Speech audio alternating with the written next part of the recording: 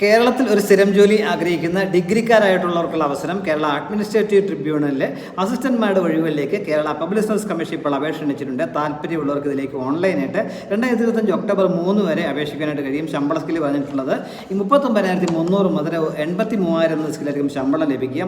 ഈ പോസ്റ്റിൻ്റെ category number എന്നുള്ളത് 269/2025 ആണ്. കേരള അഡ്മിനിസ്ട്രേറ്റീവ് ട്രിബ്യൂണലിലാണ് വേക്കൻസി നേരിട്ട് മനസ്സിലാക്കുക. പ്രായം വന്നിട്ട് 18 വയസ്സിനും 36 വയസ്സിനും ഇടയിലുള്ളവർക്ക് അപേക്ഷിക്കാൻ കഴിയും.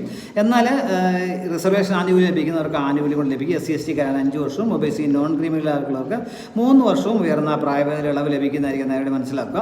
യോഗ്യത പറഞ്ഞിട്ടുള്ള ഏതെങ്കിലും വിഷയത്തിലുള്ള അംഗീകൃത സർവകലാശാല ബിരുദമാണ്.